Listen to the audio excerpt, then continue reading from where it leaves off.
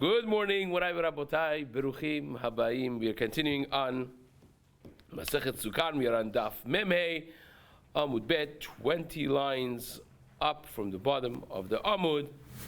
Besha'at Petiratan Ma'en Omrim. Today's Amud is being learned as a zchut for the Refuah Shelema of Rachel Simcha Bat Nahid, Rachel Bat Edna, Michael Ben Nahid, Esther Bracha Bat Chaya, Rabbi Avraham Ben Tashgol, that should all have Refuah Shelema Betoch Sha'ar Cholei Yisrael. Amen.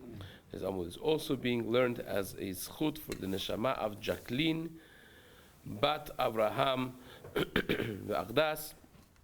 Her neshama should have an aliyah.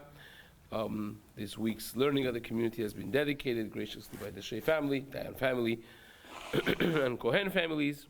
Should be an ultimate zchut for all the mishpachot. B'ezrat Hashem. Amen.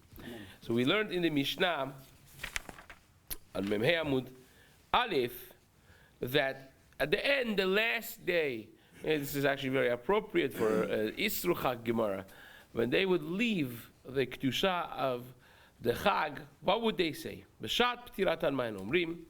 They would say, Yofi Lecha Mizbeach, Yofi Lecha Mizbeach. The beauty and the glory should be to you, Mizbeach. And Rabbi Eliezer Omer, they would say, Leka ulecha Mizbeach. To Hashem and to you, Mizbeach. Leka ulecha Mizbeach. Now the Gemara picks a difficulty over here. So how can you say such a thing? Shat P'tiratan Ma'en Omrim, Ve'haka Mishtatef Shem Shamayim Ve'davar Acher. You are mixing the name of HaKadosh Baruch Hu in the process of you thanking Hashem with the Mizbeach.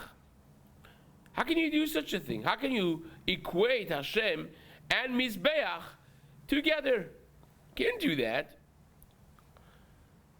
Betanya, we learned in a Braita, Kol HaMeshatef Shem Shamayim Ve'davar Acher. If you mix the name of HaKadosh Baruch Hu with something else, Ne'kar min ha'olam, Chas v'shalom, it will be uprooted from the world. Shenemar, as the pasuk says, when you bring korbanot, you cannot be bringing it to the shedim, the seirim, and this is very appropriate, by the way, to recognize, as the Rambam writes in Hilchot Avodah Zarah Perek Aleph, Rambam writes that Avodah Zarah did not grow out of a bush one day. It was a very gradual process. People knew Hashem, people respected Hashem, people served Hashem, and then they came with the ideas that if Hashem has given power to the sun, if Hashem has given power to the Kochavim Umazalot, and these were the prevalent belief that things are affected by moon, by sun, which we know some of them to be true, the way things are affected in the world. So HaKadosh Baruch Hu has definitely given certain powers through these things. Obviously the source is HaKadosh Baruch Hu. Obviously Hashem is doing it, but He's doing it through His shlichim, let's call it, through these tools, by respecting the tools you're respecting HaKadosh Baruch Hu. And therefore, they started making Mizbeach for Shemesh, and Mizbeach for moon, and the Kochavim, and different constellations, and galaxies, and so on, and so forth.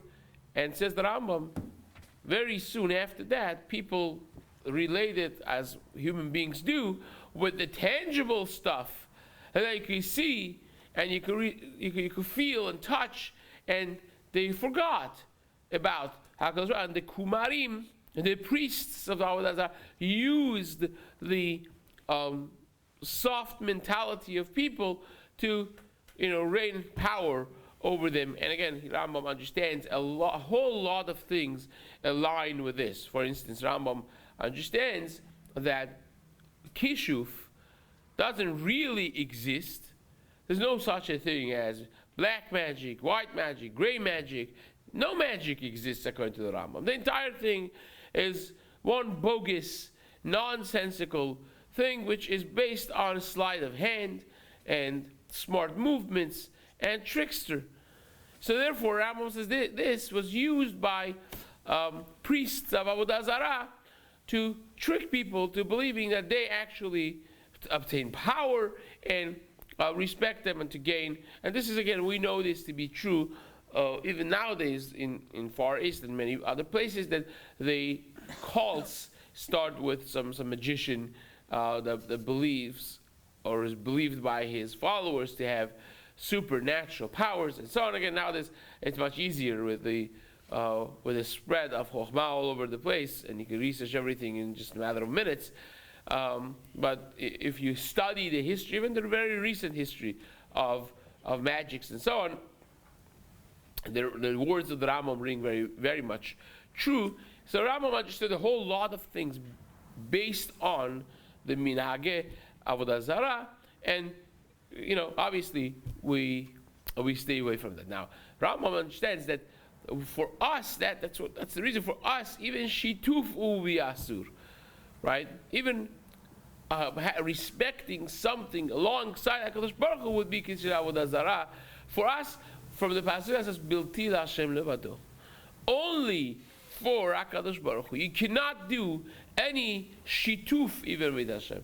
It's well known, the shita of Rabbi Tam, that for the goyim, for the non-Jews, shituf is not necessarily considered avodah zarah. If they believe in, obviously would be a very big petach of discussion for Trinity and Christianity, Catholicism, and so on. Again, the Nodab Yehuda writes the famous words Shuvav Nodab Yehuda that we discussed when we did Masechet Avodah Zarah together. Now he says he understands that even Rabbi Tam would never say such a thing by Avodah Zarah in that way. But again, besides the fact, the Gemara says if you're meshatef, at least for the Jews, meshatef shem shamayim v'davar acher, then nekar min haolam. How can you say leka ulecha mizbeach? You're thanking HaKadosh Baruch Hu, you're thanking the mizbeach. Well, how does that work exactly? How is that not avodah zarah? How is that not shituf? So, valid question. The Gemara says, no. They never said it like that. Says the Gemara, Hakikamale. This is what they would say. Anachnu leka anachnu modim ulecha anu meshabechin. We thank HaKadosh Baruch Hu, and you, the Mizbeach, which is the tool of our atonement, our kapara, we praise you. Lekanachnu mevarchim, it should be. To HaKadosh Baruch Hu, we bless, we say bracha, ulecha anu mekalesin, you we praise. Again, as being tool of our atonement in front of HaKadosh Baruch Hu. But there's two different shvachim over here. When it's two different shvachim, that is not considered for them to be meshatef shem shamayim vedavar acher, and therefore it would be mutar. Now we mentioned kemaaseu bechol, that they would do the process of arava, they would do it, or lulav, well, however it was, they would do it 7 days. Kemaaseu bechol, they would do it during the course of all those days. So says the Gemara, Amar Rav Huna, my Talmud Rabbi Yochanan ben Broka, Dichtiv. What is the reason of Rabbi Yochanan ben Broka that we had in the Mishnah? Rabbi Yochanan ben Broka Omer, Charayot shel deker hayu mevi'in vechoftin oto bekarka b'sidei hamizbeach. They will bring branches of lulav, of deker, of palm tree, and they would clap them on the ground, and that day would be called Chibut Charayot, the day of clapping the lulavim. So says the Gemara, what is the reason behind Rabbi Yochanan ben Broka?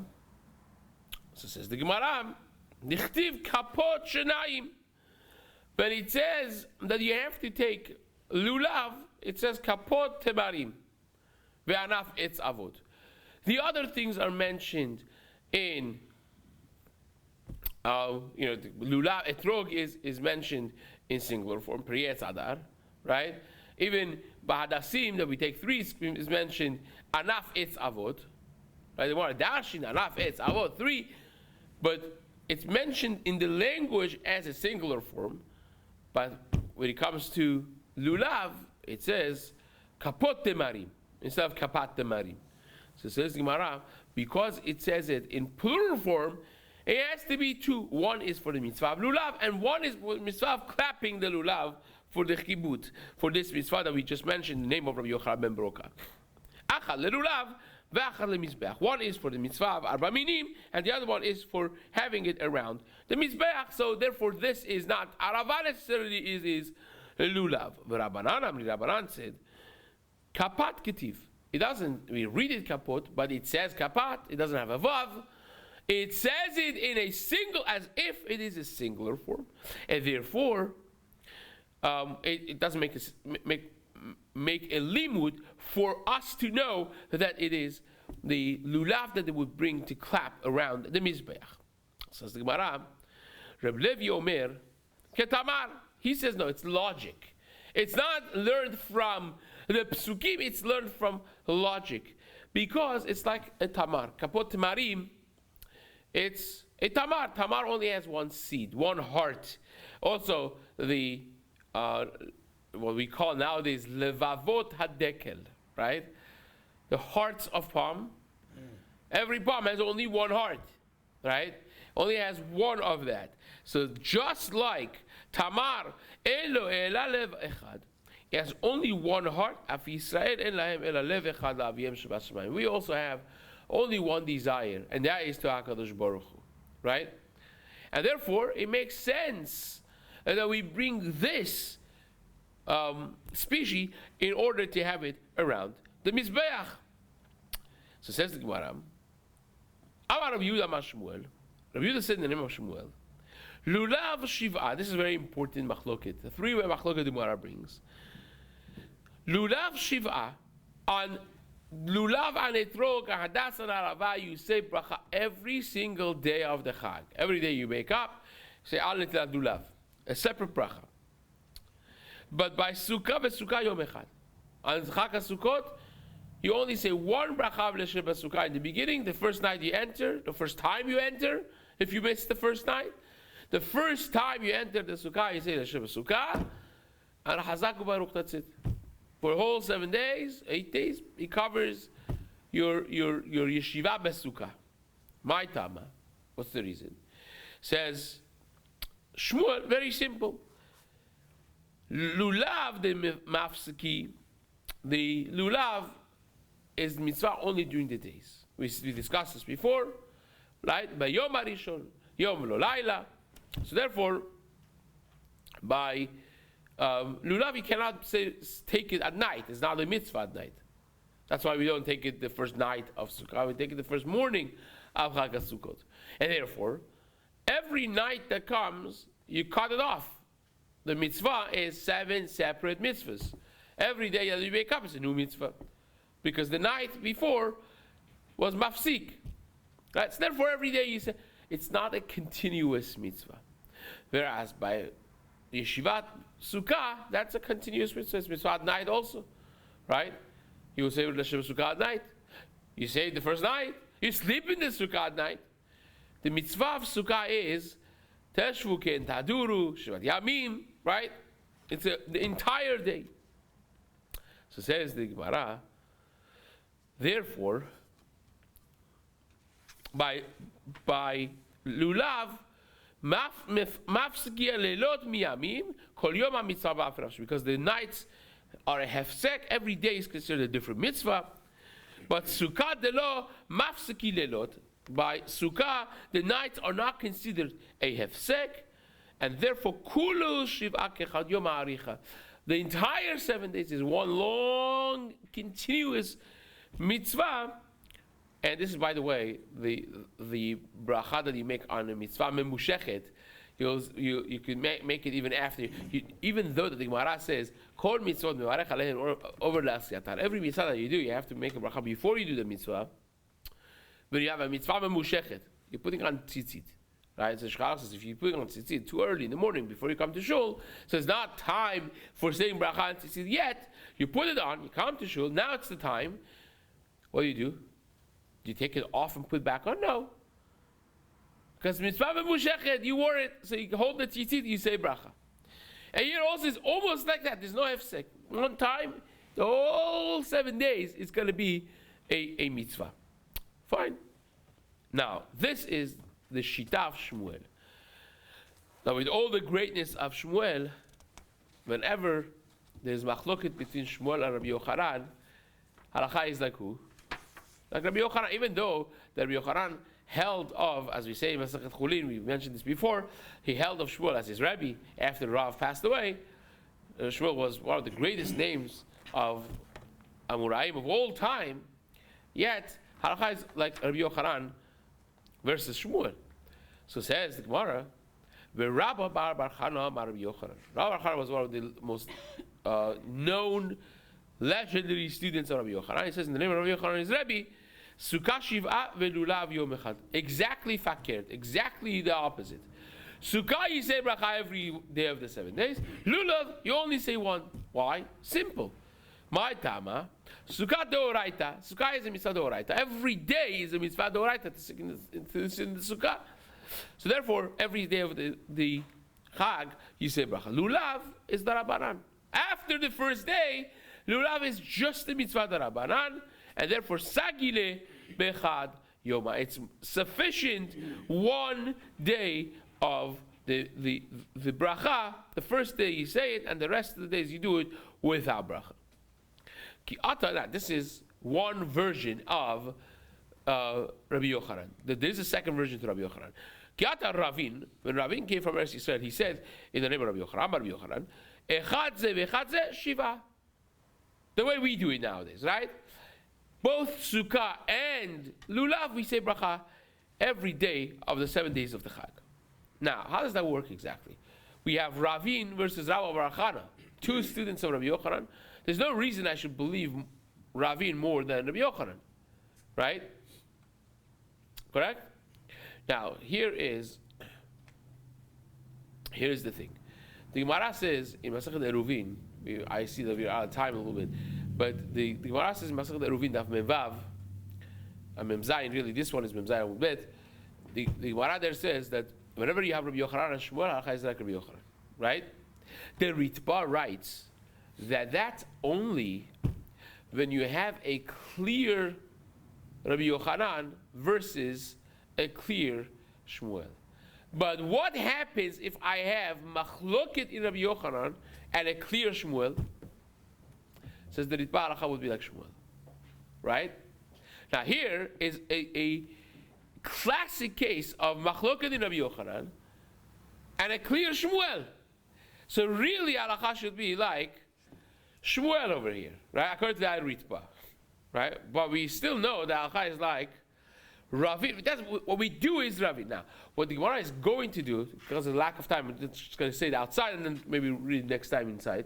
The Gemara is going to say, when it comes to Machloket Shmuel and Rabbi Yochanan, take what Rabbi Bar Chana said in the name of Rabbi Yochanan versus Shmuel. Why? Because every version of saying Rabbi Yochanan's Shita agrees that how many days do you say bracha on Sukkah, on Mitzvah Sukkah? All 7 days. Both Ravin and Rabbi Bar Chana agree. Rabbi Yochanan held Sukkah, you say all 7 days.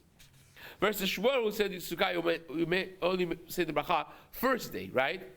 So therefore, even though that when it comes to Lulav, there's machloket in Rabbi Yochanan, by Sukkah there's no machloket. Therefore, take the words of Rabbi Bar Chana in Sukkah versus the words of Shmuel, Rabbi Yehuda Amar Shmuel, that on Sukkah you say, and that's the need, because you would have thought that because there's machloket in Rabbi Yochanan, we should just go with Shmuel. It says no, but there's no machloket in this aspect of Rabbi Yochanan. So you take this, but when it comes to Lulav, you take the words of Shmuel, and that's how we know that halacha is going to be like Ravin, not like Rabbi Bar Chana, because Shmuel says that on Lulav you make all 7 days bracha. That's a new thing. This requires a very valid, very important piece of information, that whenever you have machloket in Rabbi Yochanan and you have a simple Shmuel, you will follow the words of Shmuel. This again obviously trickles in to other aspects of halacha. For instance, Sha'akes writes that even though normally halacha is like Bavli, like versus Yerushalmi, right? When you have a Yerushalmi and Bavli, you go always after the Bavli. But if there is machloket in Bavli and there is a clear Yerushalmi, you go after that clear Yerushalmi to be machriya, not to follow the regular ways that we would deal with a safek in Bavli. There are rules and regulations how to deal with a safek in Bavli. But if you have a Yerushalmi that's clear, you go after the clear Yerushalmi versus dealing with the machloket in Bavli the way we normally would. And again, this trickles into Zohar HaKadosh and how we deal with Zohar and so on, which Be'ezrat Hashem maybe at some point we will discuss. Chazak u'baruch.